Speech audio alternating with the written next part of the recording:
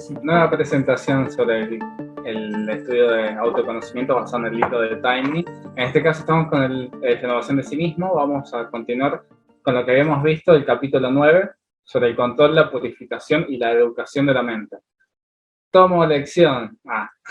O le paso la pelotita a alguien, tiki. O le paso la pelotita, mira que la tienen que tomar, ¿eh? Ahí le paso la pelotita a Alicia. Alicia, ¿nos puedes comentar algo que te haya quedado del encuentro pasado? Porque sé que estuvo Alicia. Bueno, yo lo encontré muy interesante, todo lo que hiciste, diferente. Eso de las APP que tenías me pareció fabuloso. O sea, un aporte más dentro de lo que ya conocemos, ¿no? De salir de lo que es rutinario. Cómo trabajar con los pensamientos, me pareció eso excelente. ¿Hubo algún pensamiento ahí que se cruzó o algo? Bueno, yo hace mucho que trabajo con esto, pero sí, me acordaba cómo podíamos trabajar con eso y tratar de llevarlo a... Por ejemplo, me enojé ayer, bueno, porque estuve con médicos y me enojé un poco, y después dije, no, por favor, están haciendo su trabajo. Así que bueno, pasó eso. Igual está buenísimo lo que acaba de decir Alicia, de vuelta relacionado con lo que ella estuvo exponiendo, ¿no? Cuando transita una emoción. Y es como justo lo que comentaba Tiny en este capítulo, sobre cuando uno observa, sobre no es como solamente observar, sino es como hacia dónde va la atención. Entonces, bueno, va hacia el enojo, va hacia, o sea, me anclo en esa emoción o la observo como justamente como eso, como la emoción tiene desde la propia etimología la cualidad que mueve. El pensamiento solo puede ser algo estático, pero la emoción es lo que invita a que ese pensamiento se mueva y que se concrete y pase a una acción. Como un pensamiento solo o una emoción sola es como que en sí se ven como la polaridad que en su complemento genera la acción. Y ahí en la acción es donde vamos a indagar un poco más. Así que genial, gracias Alicia. Pero bueno, si es algo que quieren compartir sobre alguna experiencia esta semana donde se haya justamente este proceso de autoconocimiento, más allá de que obviamente aquí hay mucha gente que lleva muchos años en proceso de autoconocimiento, pero como es el eterno estado de aprendiz en el que estamos, ¿no? Ahí me parece que Miguel levantó la mano. ¿Puede ser, Miguel? Bueno, Sí. entonces la pelota va para Miguel. Justo lo tengo aquí al lado. Sí, yo manejé el tema de objetivar, de separar el objeto sobre, digamos así, sobre el observador y el observado, de tal manera de discriminar, de separar esas emociones sobre lo real, sobre el concepto de ese real, o sea, separar el pensamiento y no cargarlo con la emoción. Y entre paréntesis, para vos, Facundo, me sirve bastante tu aplicación, ¿no? Genial. Sí, para mí es súper útil. Y viste que tiene el diario de emociones. Entonces, como te dice, ¿cómo estuvo tu día? Y pones como una carita, depende de cómo estuviste, y te dice como, bueno, si fue por el trabajo, por la familia, por tus relaciones, por la espiritualidad, y si estás, que sean feliz, angustiado, triste, emocionado, esperanzado. Y es como que después te va haciendo como una grafiquita y te va mostrando como a lo largo de los días cómo has ido con tus emociones y tus... Claro. Fundamentalmente para mí es un punto de conciencia, de tomar conciencia cuántos minutos realmente tengo conciencia, de estar aquí en el momento presente y poder captar las emociones de ese momento presente, ¿no? Para mí me ayuda eso, ¿no? Genial. Le pasar la palabra a alguien y ahí continuamos. Sí. Sin ofensa. Lo interesante, Facu, de lo que es la clase anterior, tiene más que ver con tu forma de dar este tipo de presentaciones, ¿no? De alguna manera, sacarle un poco la sacralidad a esto y hacerlo como una especie de juego. A veces Krishnamurti lo definía de esa forma. Jueguen con eso, decía Krishnamurti, ¿no? Tratar de no esforzarse, entre comillas, o sea, esforzarse quizá en el mal sentido de querer obtener un resultado, y porque eso conlleva necesariamente a frustración, o sea, uno ya arranca con el pie izquierdo. En cambio, esto de tomarlo como un juego, primero que uno lo relaja mentalmente y los predispone mejor, y quizás ahí obtiene el resultado, pero como no lo estás buscando, si no se da, no pasa nada. totalmente. Y yo lo vi también desde el otro punto, o sea, desde otra arista, cuando ya viste el tema de la memorización, de la repetición con la emoción. Y en este momento estoy transitando un periodo de memorización, y la verdad es que esa técnica me ayuda, o sea, cargarla de una determinada emoción y más la repetición agudiza la memoria. ¿Puedo agregar alguna cosita? Sí, con gusto. Con respecto a la observación, no sé si tiene que ver más con las emociones, pero bueno, tiene que ver con el autoconocimiento.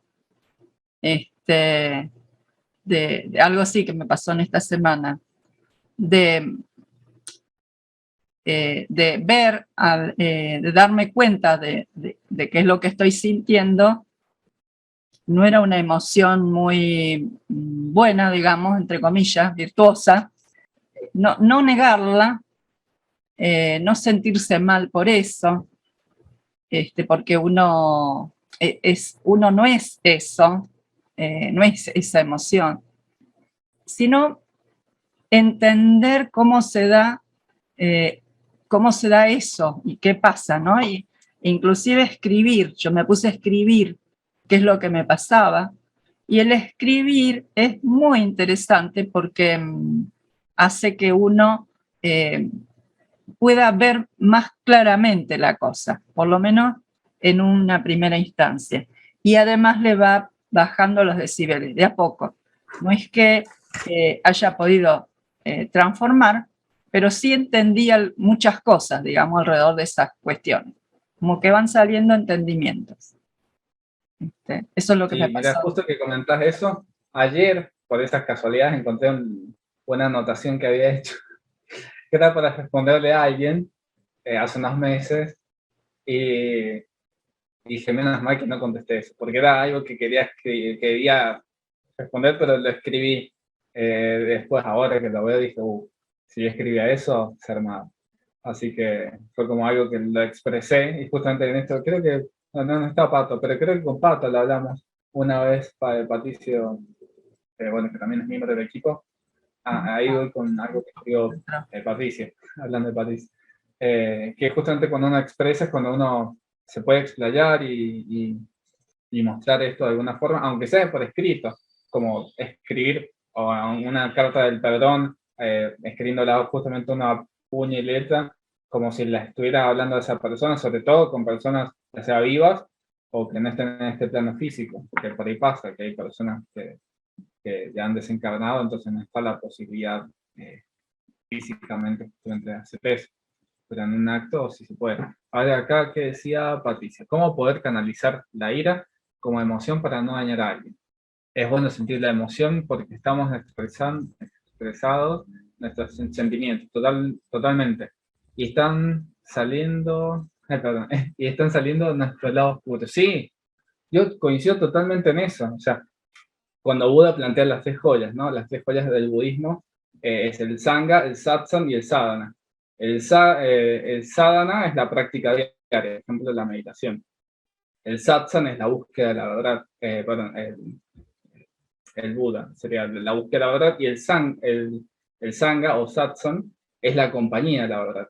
Entonces, por ahí justamente en distintos grupos, no sé, grupos de trabajo, de estudio, y grupos en asociaciones, en organizaciones espirituales, se da incluso más todavía, donde salen a resurgir todos estos aspectos oscuros que también son parte nuestra, porque acá ninguno es un avatar totalmente iluminado, entonces tenemos nuestros aspectos para trabajar. Y justamente es cuando uno está en un grupo espiritual donde por ahí salen más todavía esos aspectos, porque es digamos, como el CrossFit espiritual, es como venir a la sociedad teosófica. Hay gente que va al CrossFit al gimnasio y entrena su cuerpo físico, y bueno, y estamos los loquitos que venimos al CrossFit de la sociedad teosófica y nos juntamos a entrenar nuestra personalidad, y aquí salen todas esas cosas, ¿no?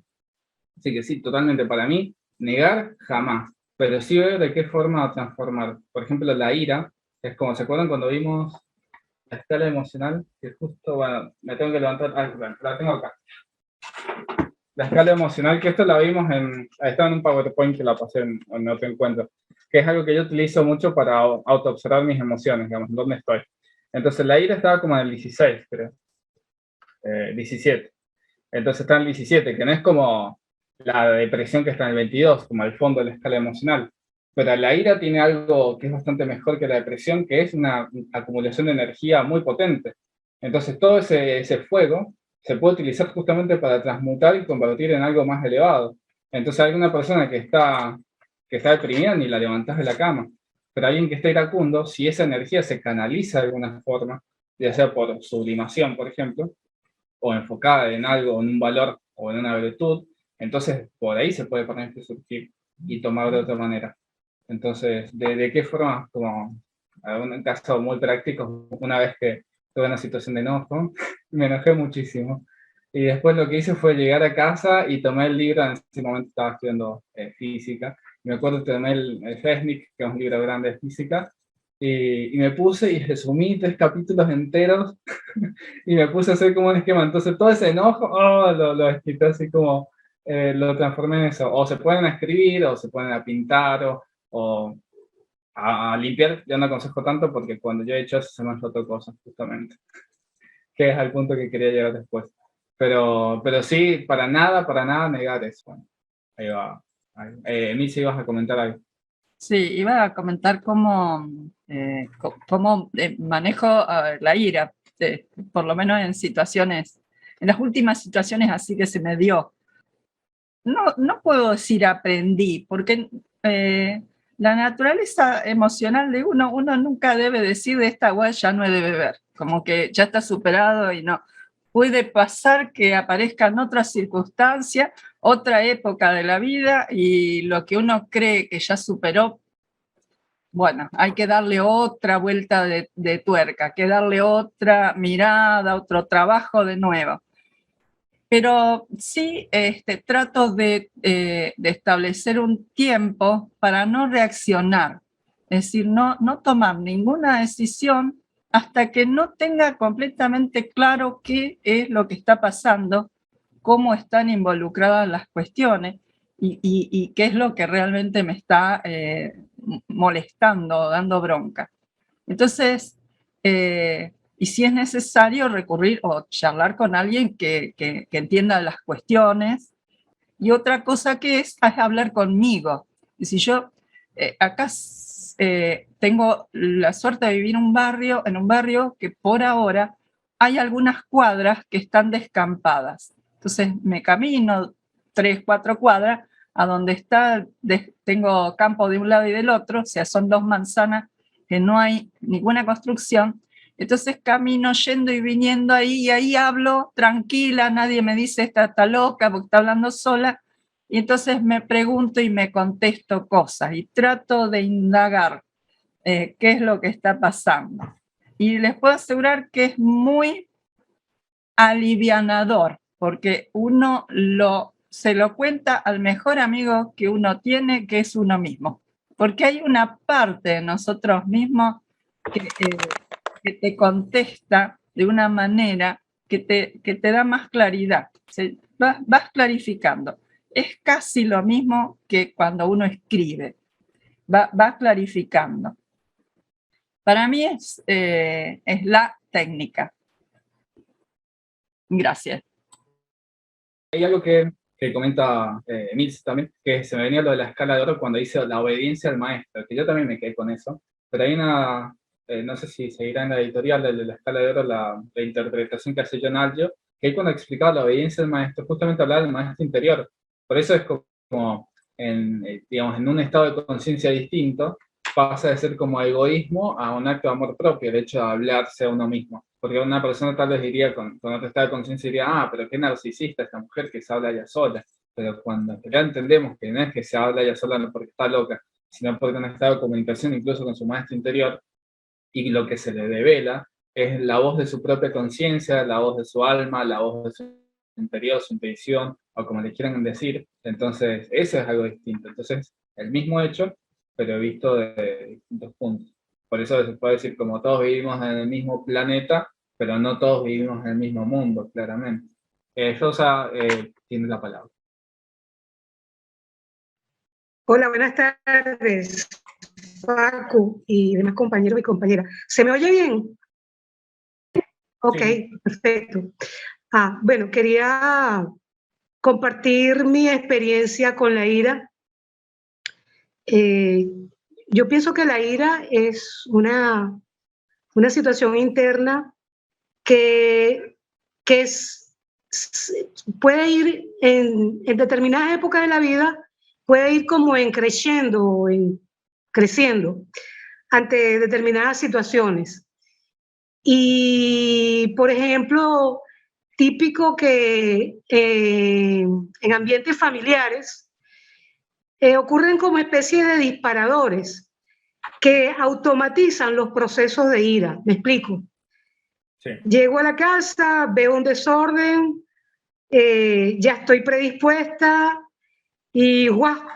Se desarrolla ese proceso de ira que puede ser, así como tú dices, una energía, pero una energía devastadora, una energía muy negativa que te hace decir cosas y hacer cosas, bueno, que tú en tu sano juicio no. De hecho, se dice que la ira es genera una especie de locura. Ante esa situación, que a mí me ocurría, no tanto por el desorden, sino por otras situaciones, situación país, el maltrato que te dan en algunos servicios, el querer tener la razón, todo eso produce, hablo de mi caso, ¿no? Procesos de ira, que muy contenidos en algunas oportunidades, pero muy desbordados en otras.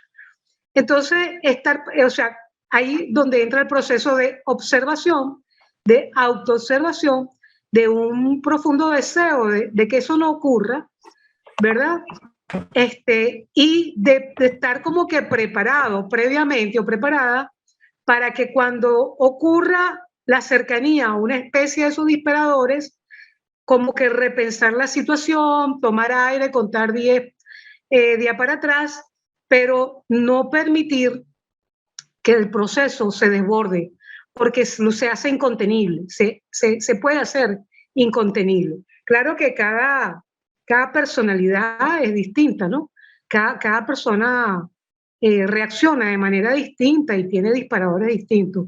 Pero en el caso de las personas y las familias iracundas que ocurre, el proceso de observación y autoobservación son fundamentales para poder trabajar ese proceso.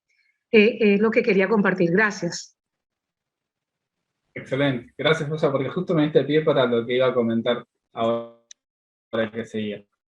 Por un lado, bueno, noté varias cosas. Uno es lo que al menos se denomina de alguna manera las relaciones o los vínculos especiales, que es justamente donde más te tocan los botones. Si vos vas a ponerle, qué sé yo, al verdulero y le compras tomate, y si él tiene todo medio desordenado, qué sé yo, y no te gusta nada, te vas a otro lugar o le vas a comprar tomates y listo, y te vas.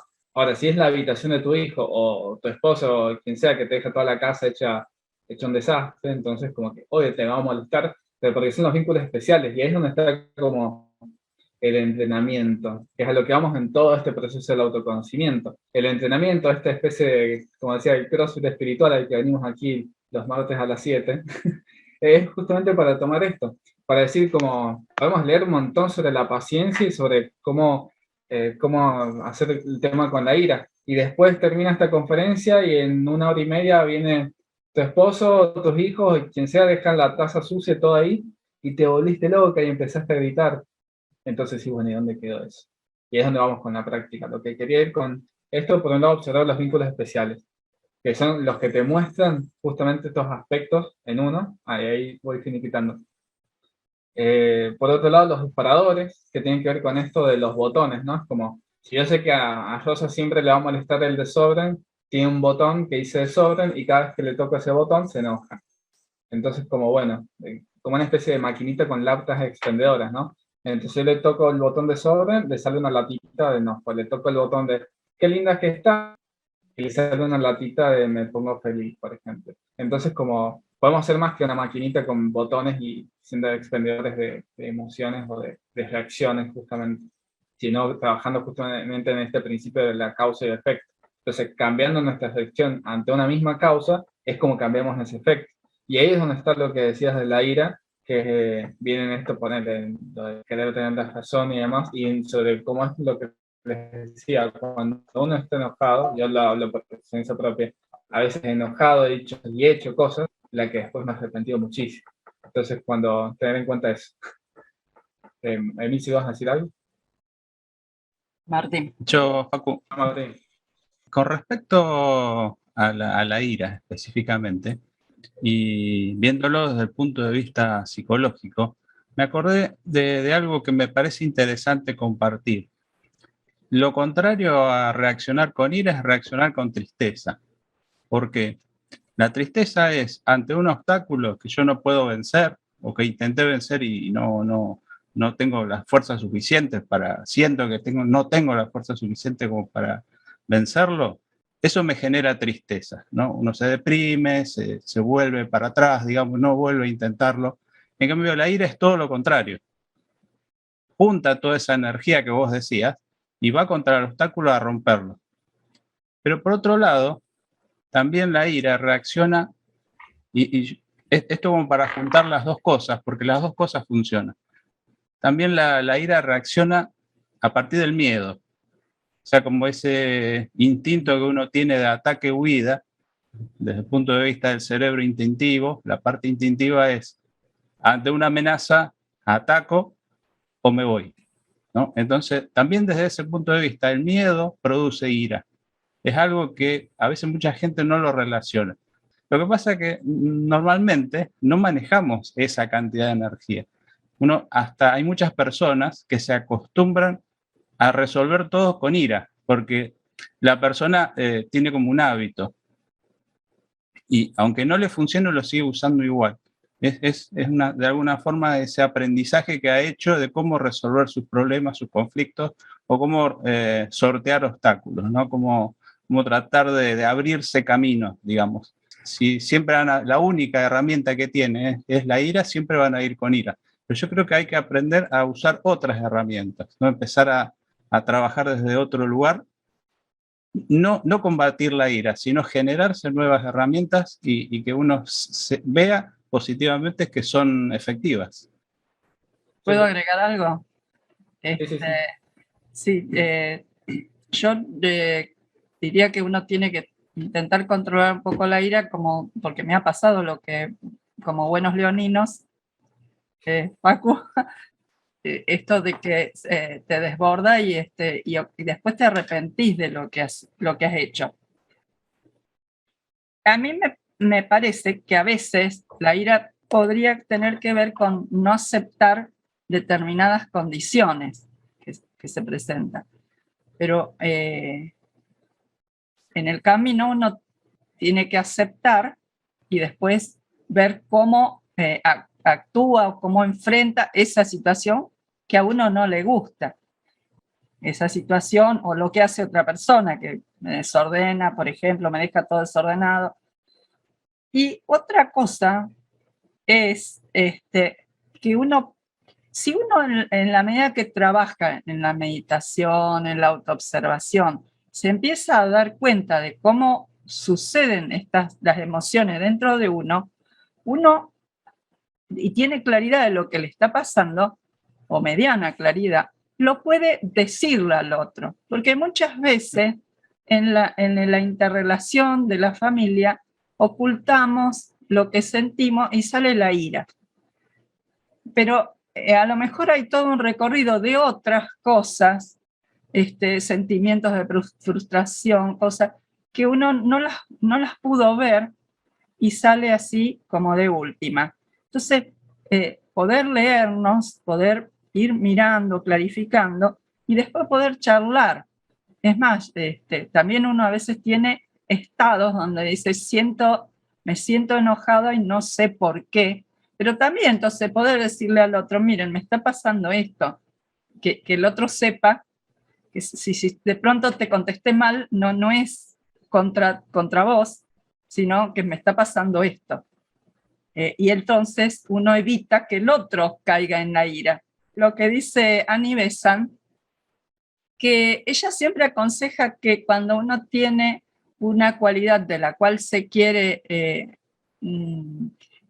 se quiere desembarazar, si es una persona que tiene tendencia a la ira, quiere cambiarlo, dice que tiene que pensar en la virtud opuesta. Cualquiera sea la cosa, trabajar la virtud opuesta, porque como que va creando un foco y desvitalizando eso que uno no quiere. Porque en la medida que le ponemos el pensamiento allí, lo alimentamos. Tal cual. Eso es lo que comentaba, ¿se acuerdan en el encuentro pasado, cuando decía, y que un poco lo comenté en este encuentro también, esto de que si está este vicio, llamémoslo así, el foco no va a eliminar esto, sino el foco va a fortalecer esto. Por el caminito, ¿se acuerdan que, bueno, si no me voy a parar a buscar el libro, pero en el libro de Stanislaw Buffett, cuando comenta el camino neuronal que se va haciendo con este surco, o lo podemos ver como si fueran dos pocitos con agua, y va de un lado al otro. Entonces ya está, cuando pasó tantas veces agua por ahí, el surco ya está profundo. No podemos eliminar ese surco, pero sí podemos hacer un surco para que el agua vaya por otro lugar.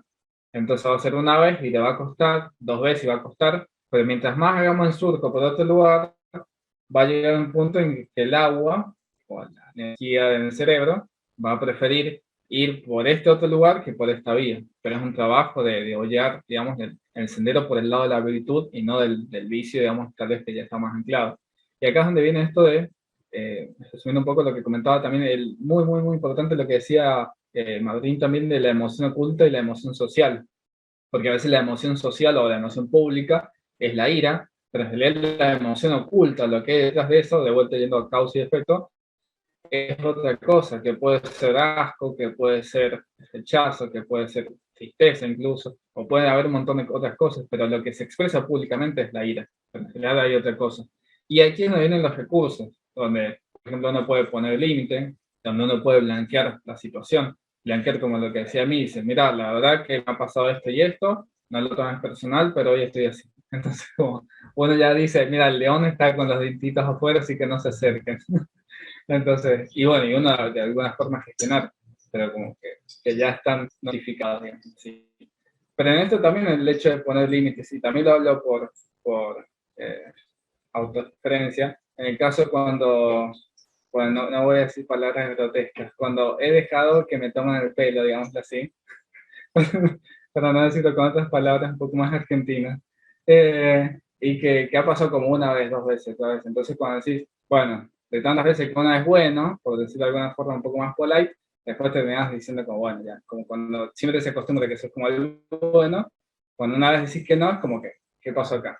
Entonces, esto, el poner límites, el aprender a decir que no, para mí ha sido todo un aprendizaje, y lleva también a eso. De hecho, justo pasó esta semana, el sábado, un vecino que me pide, tengo un vecino que es como minimalista, porque según él todas sus cosas entran en 2 bolsas y ahí tiene todo. Pero siempre me viene a pedir algo, entonces yo siempre le presto. Entonces, pero la cuestión es que me vino a pedir el tender para colgar su ropa y demás.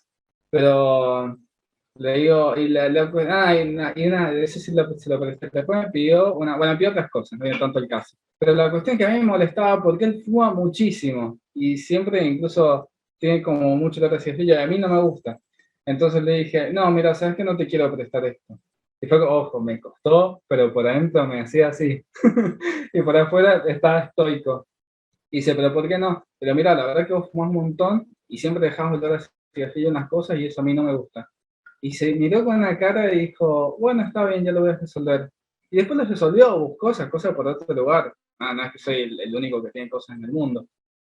Pero fue un aprendizaje para mí, como, y lo vengo haciendo, ¿no? Como esto de el recurso de aprender a poner límites, aprender a blanquear cuando a mí no me gusta algo, es como, mira, no digas esto, o esto que decís me está molestando, no lo hagas, por favor. Y cuando ya está notificado, si el otro sigue, bueno, es un abusivo, y ahí ya se verá cómo accionar de otra forma. Pero el hecho, si uno no marca esos determinados aspectos, también ya va en uno. Y ahí es donde va, digamos, el hecho también de la simpatía y la empatía, ¿no? Por ahí muchas veces pensamos que la empatía es adherir al otro, como si la otra persona está triste, ponerse triste con otra persona. Si mira, pobrecito el otro. Es como pegarse el papel de víctima. Y el víctima, en realidad, termina siendo un manipulador que lo que está haciendo es consumir la energía de uno. Y es donde vienen, esto sí lo tenía anotado, mis Facu Tips, mi respuesta que le decía cuando, esto era como el margen, y bueno, y ahí continuó con la actividad que tenía pensado, porque capaz que sí me extiendo un poquito hoy, pero bueno, esto que estuvimos hablando estuvo muy interesante. Cuando yo le llamo la desarticulación, que es como cuando hay algo, justamente cortar con esto que estamos hablando, cuando uno, cuando hay alguna conversación como, primero el no, o sea, cuando dicen algo, parece muy básico, pero a mí me costó un montón. Cuando dicen algo y uno no quiere decir que no, parece súper basiquísimo, pero a mí me costó un montón.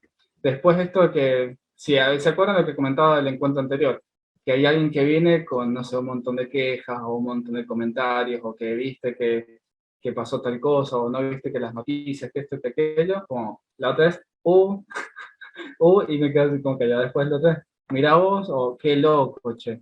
Y yo me quedo como, o él, que es conocido como, es todo un tema.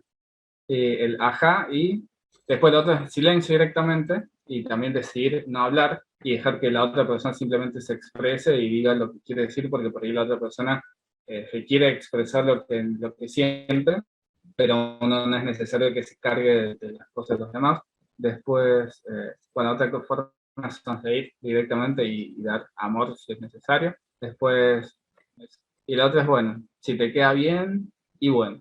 Esas son como algunas de mis frases, como cuando viene alguien y dice alguna situación, como para no engancharse con esto, ¿no? Ni con el enojo, ni con la emoción, tanto de la otra persona, donde uno puede ayudar de cierta manera, pero sin quedarse como mal pegado. No sé si me explico.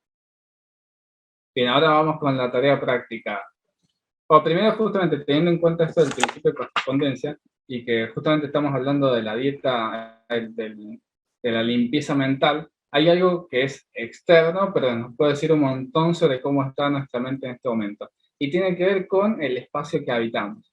Entonces, el espacio que habitamos, así como es adentro, es afuera, y como es abajo, ¿cierto? Entonces, el espacio que habitamos y como esté en nuestra casa o el lugar donde habitemos en este momento, habla mucho de cómo estamos mentalmente nosotros, y también un poco emocionalmente. ¿Ahí se está viendo? Sí, Facu. Entonces, pongo revisión de mi espacio, 5 minutos, y tenemos 5 minutos para revisar el espacio en el que habitamos y ver cómo está. Ah, bueno, lo que voy, ¿qué anotamos? ¿Qué sé yo? Si hay goteras, si falta la pintura que hace años dijimos que ya íbamos a pintar y no pintamos, si están las cosas sucias, si están... Todo esto que podemos observar en nuestro espacio, hacer como una listita de, qué sé yo, ordenar la habitación, acomodar mercadería, como, limpiar tal cosa. Vamos a revisar si hay cosas en los cajones o papeles acumulados, si hay libros que no están en su lugar, artículos.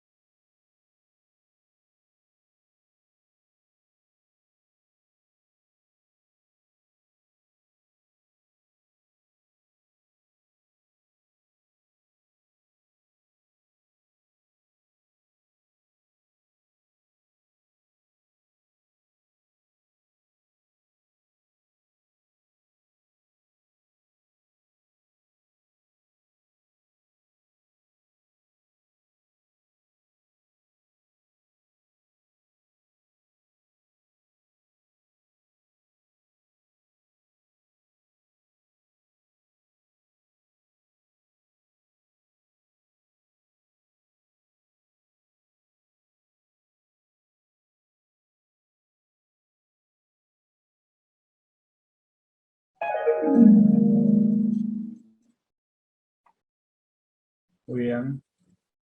¿Cómo estuvo la revisión del espacio? Sé que hay gente que seguro que lo tiene menos tiempo, pero al menos yo me tomé un poquito más cuando estuve haciendo el chequeo. Y eso que no vivo en un lugar grande, claramente, pero fui como muy detallista y minucioso. Cuando uno limpia y ordena el espacio, así como es afuera, es adentro también, entonces no es que sea algo netamente exógeno, esotérico, digamos así, pero sí es un reflejo de nuestro estado mental. Entonces, Les voy a leer algún fragmento de este artículo que dice: ¿sabías que la acumulación de cosas en el hogar y el orden están relacionadas con las diferentes clases de miedos? Por eso comentaba que lo que decía Martín iba mucho también en el caso. Por ejemplo, el miedo al cambio, el miedo a ser olvidado o distintos miedos. El significado del desorden en el hogar se relaciona con la confusión, la falta de enfoque, el caos, la falta de discernimiento, la inestabilidad. Y se puede relacionar con la incertidumbre acerca de las metas, de la identidad y de la vida misma. Además, según el lugar de la casa donde esté el desorden o la acumulación, implica distintas problemáticas. Se dice que el armario o el vestidor refleja cómo estamos emocionalmente en cuanto a nuestros conflictos internos. Y las guardas grandes objetos dañados desde hace mucho tiempo. Sí, tal cual. El Feng Shui está muy vinculado con eso. Simbolizan promesas y sueños rotos y si se tratan de electrodomésticos, electrónicos o muebles, vajillas, por ejemplo, significan problemas en cuanto a otros aspectos más de salud y vitalidad. Si hay un amontonamiento de acumulación de cosas, también puede estar implicado con sentimientos, y en el cuarto justamente se puede vincular con cuestiones inconclusas y que tengan que ver con nuestra estabilidad. Y así, bueno, pueden haber acumulaciones que sean recientes o que sean más viejas. Si es una acumulación de cosas que es de hace poco tiempo, puede indicar que estemos con demasiadas cosas al mismo tiempo y que no nos estamos enfocando en lo que queremos hacer o que hayamos perdido un poco el foco.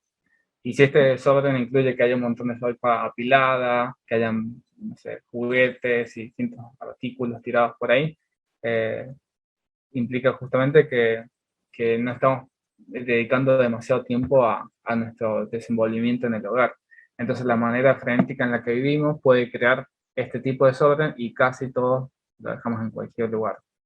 Entonces es una invitación justamente a estar más sentado y ser más reflexivo a la vida cotidiana. Ahora, si hay acumulaciones que vienen desde hace tiempo, tenemos esa pieza donde tiramos un montón de cachivaches, digamos, la pieza de las cosas donde tiramos y acumulamos, puede ser que justamente tenga que ver con viejas documentaciones o libros o apuntes o demás que llevan meses o años. Entonces esto tiene que ver posiblemente con la acumulación de viejas ideas y emociones que están estancadas. Y así, bueno, se pueden ir observando distintos aspectos. Esto es como una punta del iceberg. Hay una metodología que a mí me encanta, que de hecho tiene su aplicación en el hogar, que son las 5S.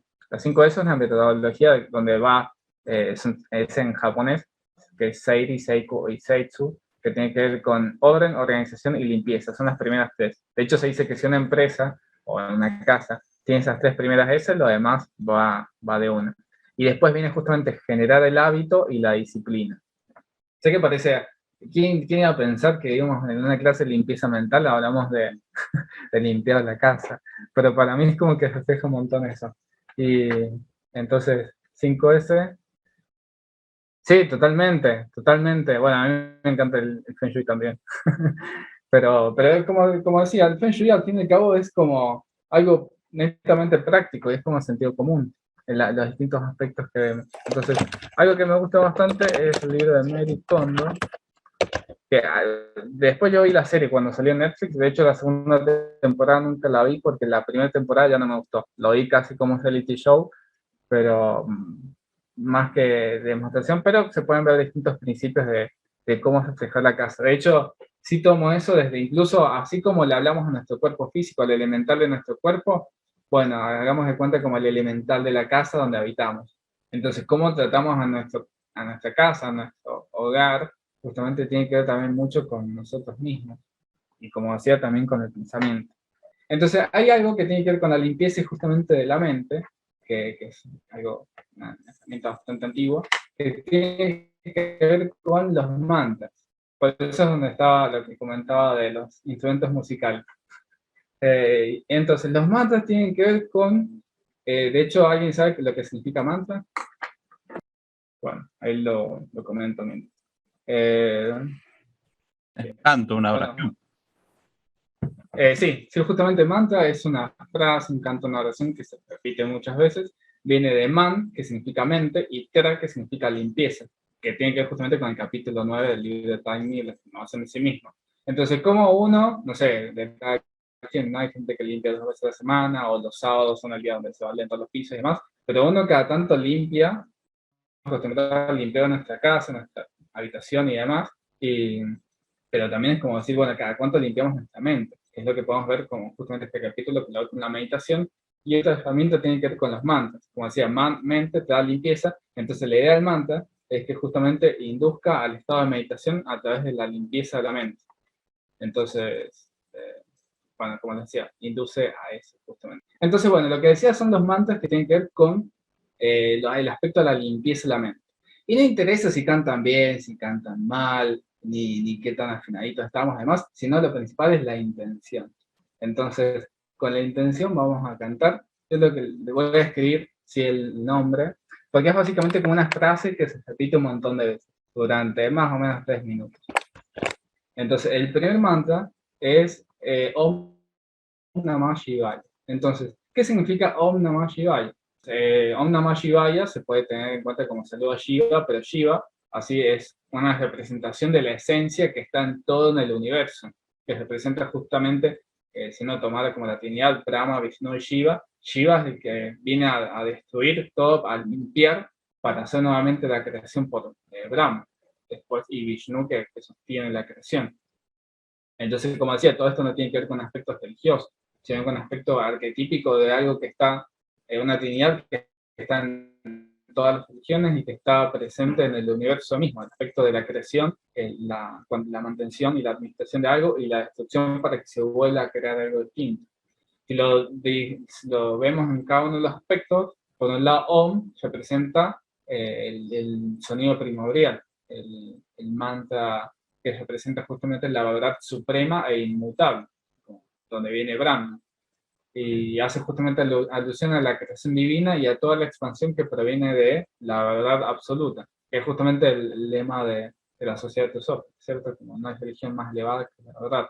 Después, Nama significa reconocer lo que somos, sin el cuerpo físico, ¿no? Sin el ego con la E minúscula, ni los asuntos materiales, ni las cuestiones, sino lo que tiene que ver con entender, digamos, que hay aspectos que son más transitorios, como lo físico, que atan al mundo de las ilusiones, pero que sin embargo es como que trascendemos más allá de eso. Y Shivaya se trata del aspecto de la expansión, de la buena voluntad y del conocimiento esencial de la mente y del cuerpo, y todo aquello que permite la liberación hacia el mundo más allá de lo material, y que logremos expandir esa conciencia. Algo que iba a hacer también previamente a esto, hablando de limpieza, y como para entrar un poco más en sintonía, y podemos, acá es donde miren, tengo mi saumerio aquí, tengo mi vela, que también la dejé prendida, y si tuviera una mantita, me pongo una mantita también. Pero bueno, por eso decía parte de la comodidad del espacio. Así que vamos a sentarnos cómodamente en la silla, la espalda lo más derecha posible. La mano izquierda la podemos dejar así simplemente apoyada sobre nuestro regazo, o podemos juntar el dedo pulgar e índice haciendo el chin muda o ñaña muda, y la dejamos asentados sobre el regazo, y colocamos dedo índice y medio sobre el entrecejo, y con el dedo vamos a ir alternando. Con el dedo pulgar taparé una fosa, y con el dedo anular voy a tapar la otra, o alternadamente. Entonces el primero colocamos estos dedos como así, lo colocamos en el entrecejo, tomamos una inhalación profunda, inflando la pancita, y soltamos todo el aire. Ahora voy a tapar con mi dedo, si todos tienen la mano derecha, va a ser con el dedo anular y meñique, tapo la fosa izquierda, inhalo por la fosa derecha, tapo la fosa derecha, exhalo por la fosa izquierda, inhalo por la fosa izquierda, tapo la fosa izquierda, exhalo por la fosa derecha, inhalo por la fosa derecha, tapo y exhalo por la fosa izquierda.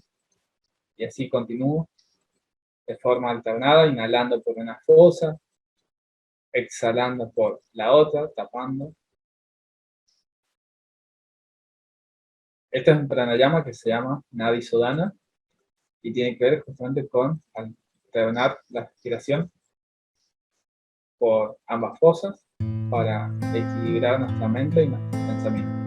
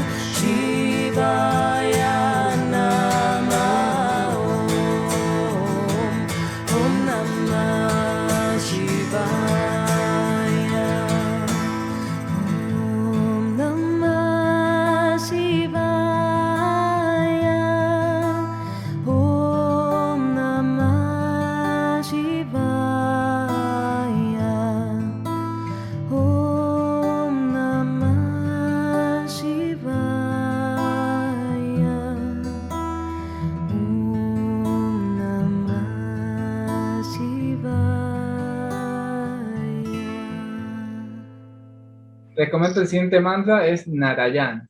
¿Qué significa Narayan? Como les decía, cada sonido, cada mantra tiene una vibración específica y tiene que ver con un impacto en lo sutil de nuestro cuerpo, que es lo que hemos venido viendo también en los distintos encuentros a lo largo del libro.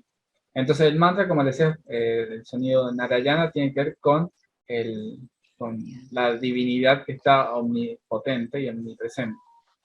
Entonces justamente es quien se dice que está cuando el aspecto de la meditación es Narayana. Entonces, Narayana es algo que está en todas partes, como decía, omnipresente, es como delante, detrás, enfrente, arriba, abajo, y justamente en la antigüedad se solía colocar como una representación de Narayana, y es un aspecto justamente cuando nos relacionamos con el mundo exterior, a través de distintos vínculos, de reflexiones o de los aspectos cotidianos incluso de la vida, incluso en ceremonias es donde está presente. Entonces, por lo tanto, hay dos aspectos. En primer lugar, uno es establecer el vínculo con uno mismo y entrar en el samadhi, que es la finalidad del yoga. Y en segundo lugar es también purificar las vibraciones, los pensamientos y nuestro mismo proceder y comportamiento. Así que, voy con el segundo.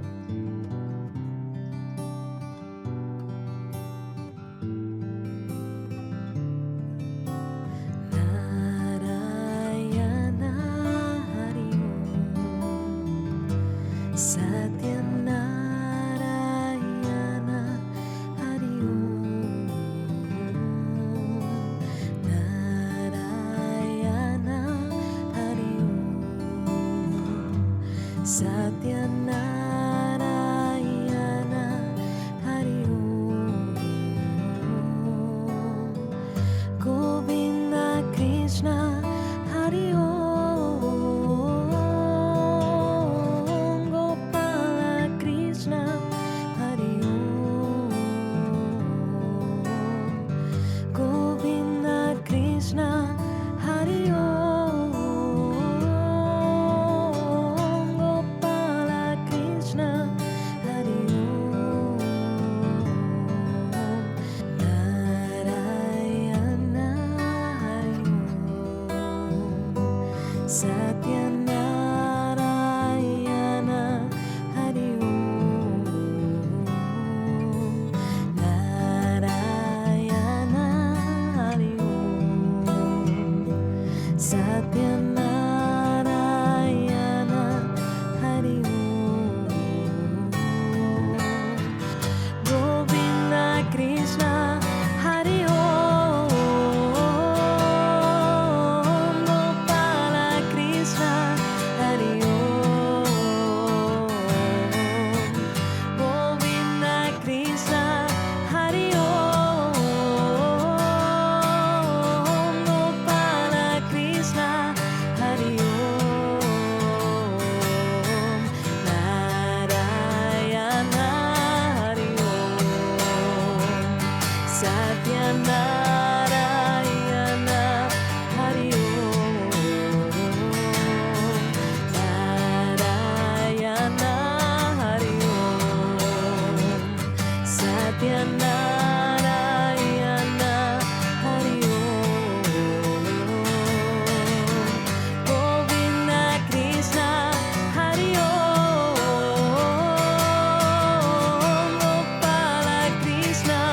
Hari Om. Govinda Krishna Hari Om. Gopala Krishna Hari Om. Govinda Krishna Hari Om. Gopala Krishna Hari Om. Narayana Hari Om. Satyanarayana Hari Om. Narayana Hari Om. Satyanarayana Hari Om. Govinda Krishna Hari Om. Gopala Krishna Hari Om. Govinda Krishna Hari Om. Gopala Krishna Hari Om. Narayana Hari Om. Satyanarayana Hari Om. Narayana Hari Om. Satyanarayana Hari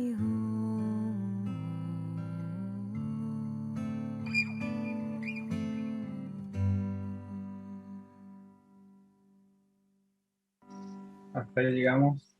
Así que había otro más, pero claramente ya no llegamos con el tiempo, pero el otro tiene que ver con Guru, que Guru justamente significa Gu, significa la oscuridad, y Ru significa la luz. Entonces el Guru es el que nos lleva de la oscuridad a la luz. Así que, pero bueno, quedamos hasta acá por hoy. Muchas gracias a todos por asistir a este encuentro. Así que, bueno, sin más, ahora vamos cerrando.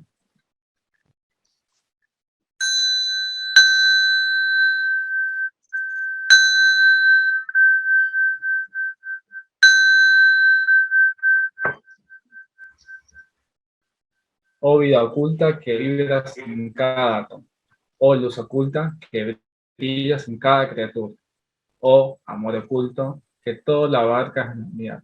Que cada ser que se sienta uno contigo, sepa que por tanto es también uno con todo lo demás. Muchas gracias. Gracias. Muchas gracias. Muchas gracias.